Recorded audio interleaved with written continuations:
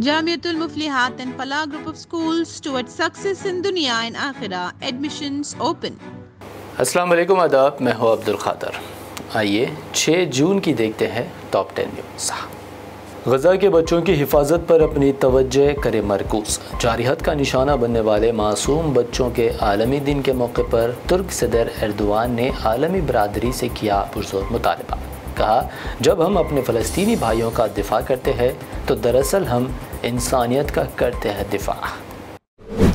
امریکی صدر Joe Biden کی اعلان کردہ غزہ جنگ بندی تجویز پر حماس نے ظاہر کیا رد عمل۔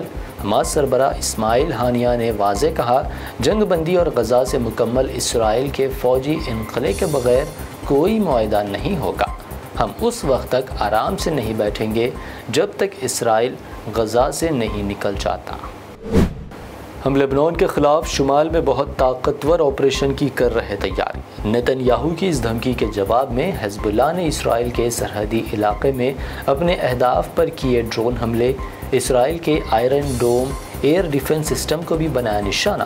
ڈرون حملے میں 7 اسرائیلی زخمی، 1 کی حالت تشویشناک۔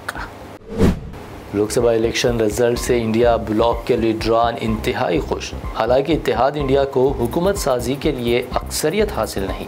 انڈیا بلاک کی میٹنگ میں کیے گئے بڑے فیصلے، اپوزیشن میں رہتے ہوئے تاناشاہی کے خلاف جنگ جاری رکھنے کا بھی کیا گیا اعلان۔ لوک سبھا الیکشن کے دوران اتر پردیش میں انڈیا اتحاد کا شاندار کارکردگی کا مظاہرہ، 80 میں سے جیتی 43 سیٹیں۔ انتخابی نتائج پر پرینکا گاندھی کا جذباتی پیغام، یو پی کانگریس کے تمام ساتھیوں کو پیش کیا سلام۔ کہا، آپ جھکے نہیں، رکے نہیں، ہراسانی کے بعد بھی جھکنے کا انتخاب نہیں کیا، مجھے بہت فخر ہے۔ نئی حکومت کی تشکیل کے سلسلے میں دہلی میں ہوئی این ڈی اے کی میٹنگ میں شرکت کے بعد تلگو دیشم پارٹی سربراہ چندرا بابو نائیڈو نے لیا بڑا فیصلہ۔ واضح کیا، ان کی پارٹی این ڈی اے کے ساتھ۔ واضح رہے کہ این ڈی اے حکومت کے لیے نائیڈو اور نتیش کمار کافی اہم۔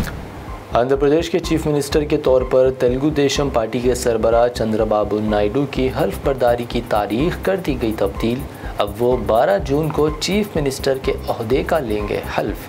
نائیڈو کی حلف برداری کی تاریخ میں تبدیلی کی وجہ 8 جون کو مودی کی حلف برداری کے پروگرام کو بتایا جا رہا۔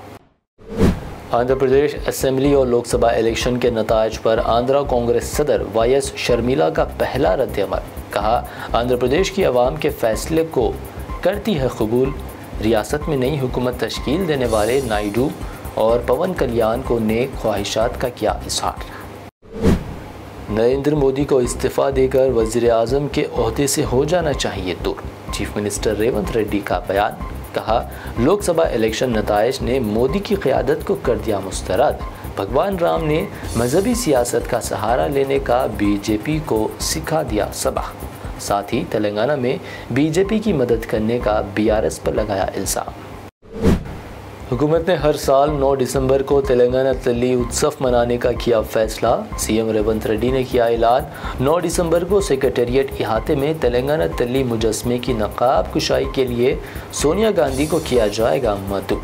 واضح ہو، 9 دسمبر کو سونیا گاندھی کی سالگرہ بھی ہے۔ علاوہ اس کے اسی دن تشکیل تلنگانہ کے لیے اٹھایا گیا تھا پہلا قدم۔ یہ تھی ٹاپ 10 نیوز کی 10 اہم خبریں۔ بی بی این چینل کو سبسکرائب، اس ویڈیو کو لائک اور شیئر ضرور کریں۔ Jamiatul Muflihat and Falah Group of Schools are now accepting admissions for 2024-25 academic year with branches in Kottapet, Balapur, Sharif Nagar and Kishanbagh. We offer exclusive education for boys and girls separately along with day-cum residential facilities. From nursery to grade 10, we provide both English medium and Urdu medium education with Islamic studies, Nazira, Hifz, Diniyat and Alimiyat, Fazilat and Tadrib also. Don't miss out on securing the best education for your child, both in this world and the hereafter. Enroll now to guarantee your child's seat and avoid last-minute rush as the seats are limited.